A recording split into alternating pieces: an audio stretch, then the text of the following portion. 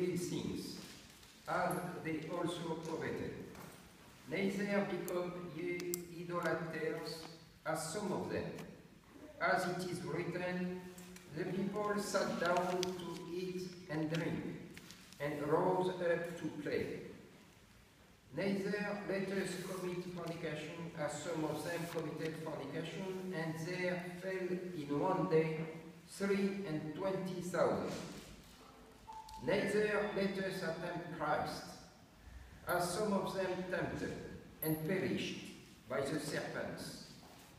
Neither do you murmur, as some of them murmured, and were destroyed by the destroyer.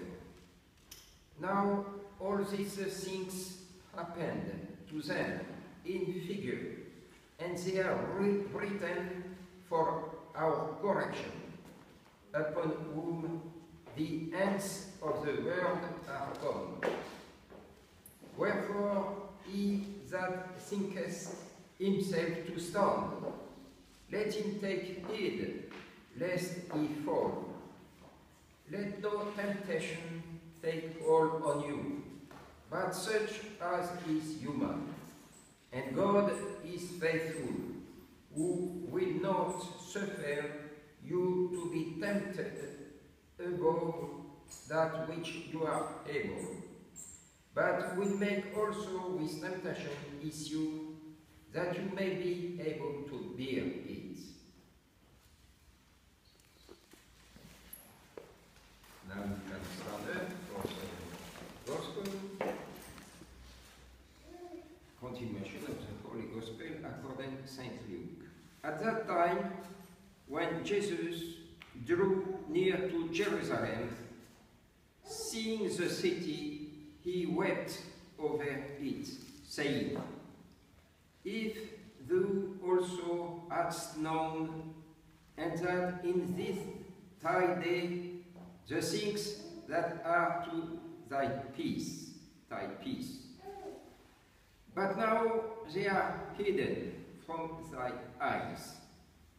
For the days shall come upon thee, and thine enemies shall cast a trench about thee, and compass thee round, and straiten thee on every side, and beat thee flat to the ground, and thy children who are in thee. And they shall not leave in thee a stone upon a stone, because thou hast not known the time of thy visitation.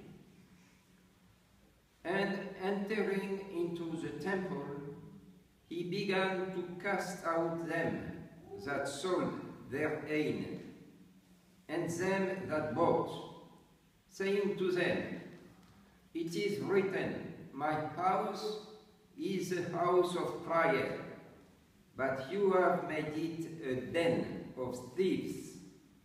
And he was teaching daily in the temple.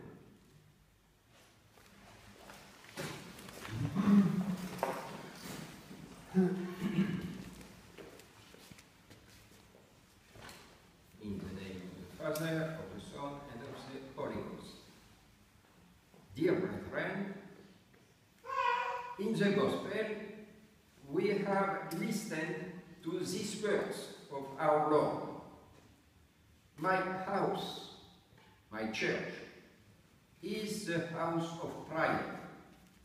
But you, he could have said, you, high priest, you tolerate that. You have made my house a den of thieves. And now, in the church, we can say they are thieves. Thieves of the faith, of the faithful. The liberals, Catholic liberals, and modernists who are occupying the church of our Lord. Jesus said, weeping over Jerusalem, if you also had known Even today, the truth that could give your peace, that is to recognize the kingdom of Christ. And because they did not want to recognize the kingdom of Christ, then some extremists will provoke a rebellion against the Roman in the year 70, and that will provoke the invasions of the Romans, who will destroy Jerusalem and the temple, and they will not let one stone over the other stone. Now the wall of the Lamentations in Jerusalem is not a wall of the temple. It was a wall of containment far away from the temple.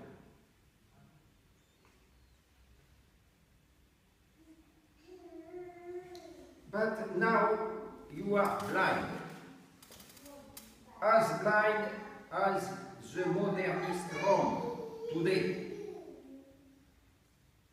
As Bishop Lefebvre used to say, they are blind. Rome has lost the faith. According to the words of Our Lady of La Salette, for the days shall come upon you, and your enemies shall compass you round and beat you flat to the ground, and your children who are in you. And that is to come to Europe, to Rome, and it will be the end of this crisis of the church. Because you have not known the time when God himself has visited you. Today, Rome, as Jerusalem yesterday, is in complete apostasy since the Council Vatican II principle. God sent a great churchman to guide us in this worst crisis in the history of the church.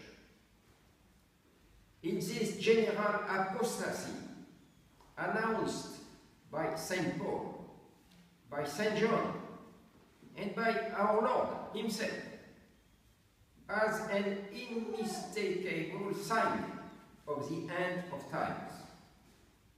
St. John speaks of two witnesses of the truth, Enoch and Elias. It is not yet the time, the case, but we have two witnesses of the faith of always, Archbishop Lefebvre and Bishop de Castromayer. But unfortunately, both of them have not been faithfully followed by their successors. Bishop de Castromayer has been betrayed by Bishop Rifa. Some years ago, I knew both of them, Bishop de Castromayer and Bishop Lefebvre, in 1972 in Brazil, when I was living in Argentina with my family, and Archbishop Lefebvre in the Holy Week of 1972. Later, Bishop Lefebvre honored me, giving me, for instance, free access to his correspondence, although I was not his secretary, being a seminarian.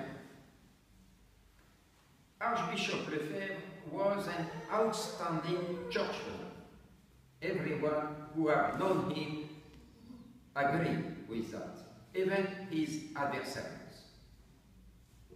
even Benedict XVI.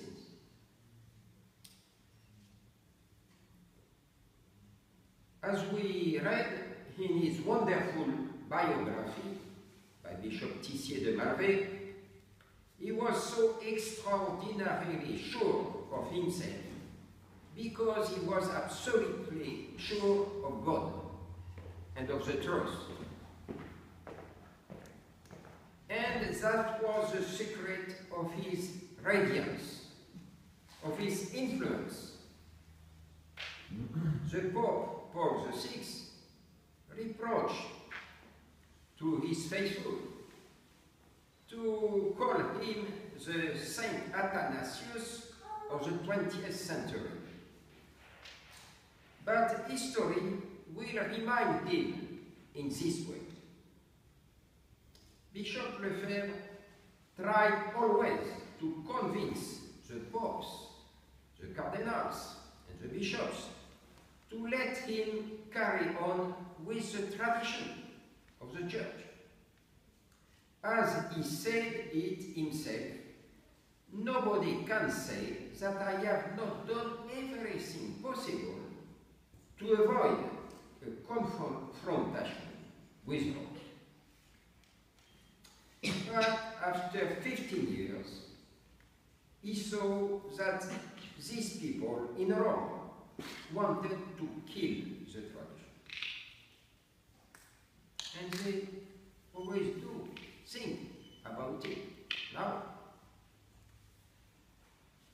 With the council, the popes create a new religion, liberal and modernist, humanist.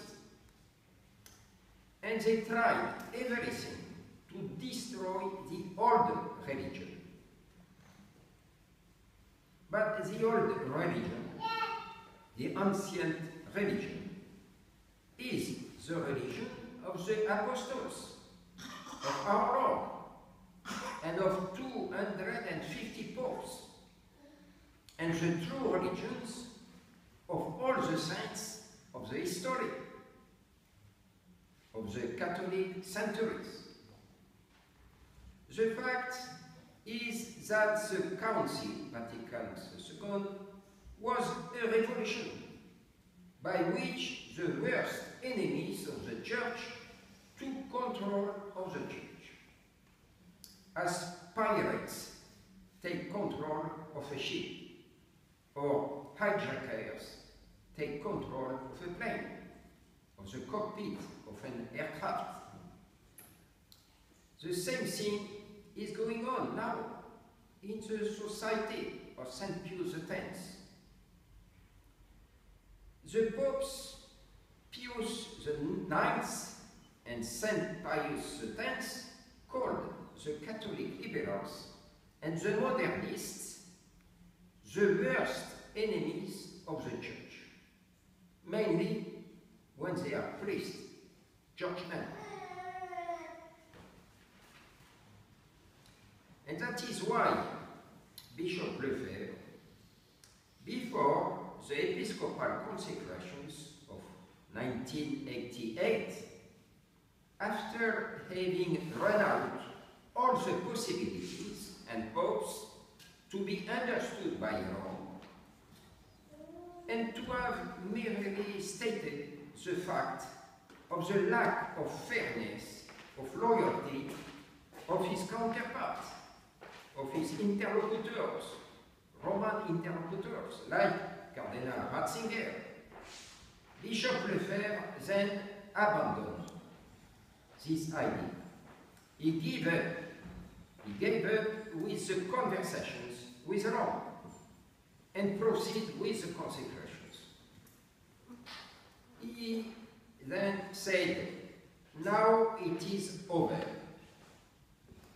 It is a strict duty for any priest who wants to remain Catholic to separate himself from this conciliar church that is no longer Catholic, and who is leading the faithful to the apostasy.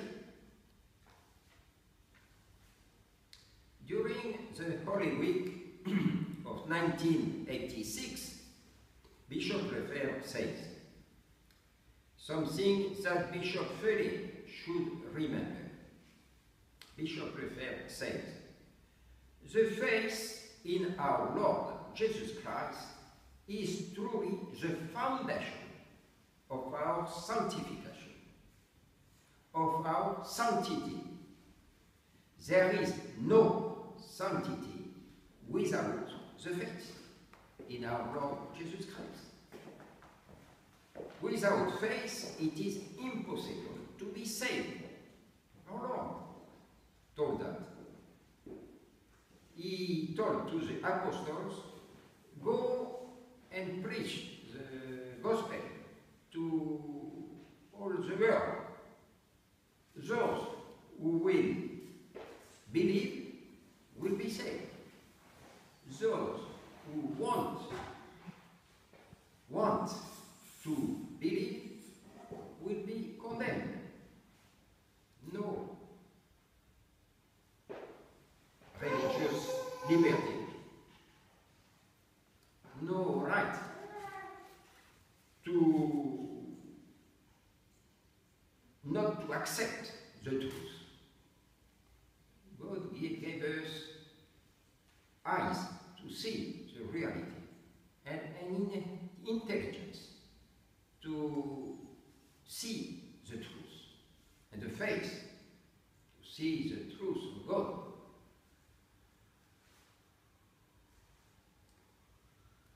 Today we are obliged to state, to see that the men who have precisely the duty to spread the faith, to defend the faith, are working away furiously to destroy the faith.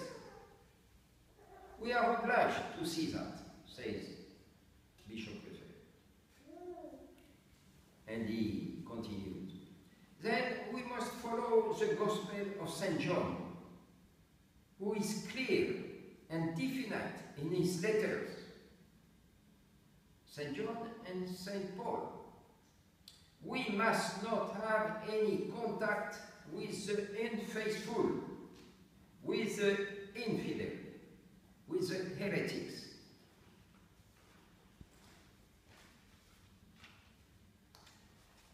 But Bishop Faure had, on the contrary, continuous contacts with them. Since 1995, with the Greek, who was composed of representatives of the French Episcopal Conference, from priests of the St. Peter, Christ the King, all the ecclesiastical organizations. And of course in Rome, where he told us he has new friends. But he's quite naive, unfortunately. And because of their doctrinal conversations with the Romans, in 2010, the superiors of Metzingen were impressed, were convinced by the Romans that they were in an abnormal situation, canonically speaking, as all of them are saying now. Bishop Faure, Father Nelly, Father Flügel, all of them. They feel themselves out of the Church of Rome, that they consider as the unique church of our Lord, when, on the contrary, it is a conciliar church in the hands of the enemies of the church, of the enemies of the faith, of the Catholic religion, in the hands of the Catholic liberals and the modernists. We were all the worst enemies by the Pope, the worst enemies of the Church. So we have a pope for two churches. For the church of the pirates, the conciliar church, and mysteriously for the church of Christ, the true church. In the history, in France, one king had an accident and became mad. So they shut in the castle. They shut the door of the castle and they let the king, the mad king, in the castle, with a good service. But he did not govern the country. He was mad, but he was a king. And his son had been later the king of France. It's a little these things, what is happening now in the church. In his letters, St. Paul, in his letters, in the epistles to the Corinthians and to the Hebrews, observe, and Bishop Lefebvre observes that St. Paul and St. John, with extreme energy, insist, you must separate yourselves of the infidels, of the heretics. There is no communion, more or less full. There are only two camps, the faith and the infidelity, with a dike between both of them. But now, in Rome, they speak of more or less complete communion with anybody, with the Masons.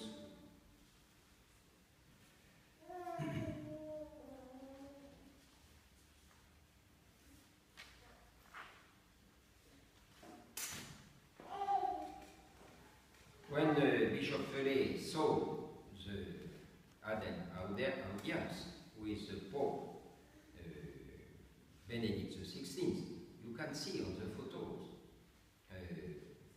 it is the most beautiful day in his life. He's under the charm of the Pope. Bishop Faure, as the other ones in Menzingen, have studied very well what is modernism, what is Catholic liberalism. But when he saw the Pope, he forgot everything. He just the representative of the authority. But Benedict XVI, as a theologian, have written many books with many huge errors, heresies. Benedict XVI says that the cross of our Lord is not an expiatory sacrifice. It is written many times in his book, for instance, the introduction to the Catholicism, or called in other countries, the faith yesterday and today. And you can get this book in any library. And he is going on asking for the reimpression of his books. And the man who makes these reimpressions is Cardinal Müller in Rome. That do not that says that the Blessed Virgin Mary is no more virgin after the birth of our Lord Jesus Christ. And he is writing a book about the theology of liberations, Marxist, with founder of the theology of the liberations. And now you could see in internet his photo when they gave to the Pope, who do not a symbol of the theology of the liberation. The crucifix with the symbols of the communism.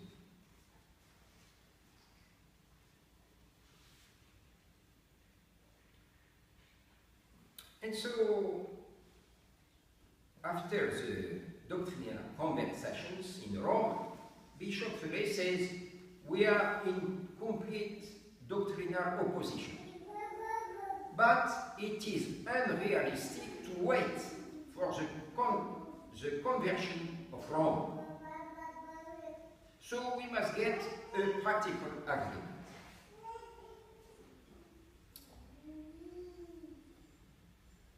And Bishop Faure is very optimistic. He says we can see the first signs of the spring that is coming in the church after the conciliar winter. His exact words are speaking of the situation of the church. At a certain moment, towards the end of winter, you see on the trees new buds. They just come out. It's a little thing there. When you can see that, you know, spring will come, is coming. But people will tell you, hey, come on, it's winter, it's freezing, it's snowing. Don't say it's spring, it's not true, it's winter. And we say, well, Bishop Faure says, both are right. He says that in the church we are beginning to see the small signs that allow us to say that spring is coming. Where are these signs? From my personal point of view, I would rather say, as Benedict XVI said, that the church is looking like the Titanic. Benedict XVI said, the church is like a boat filling up with water from everywhere. No spring.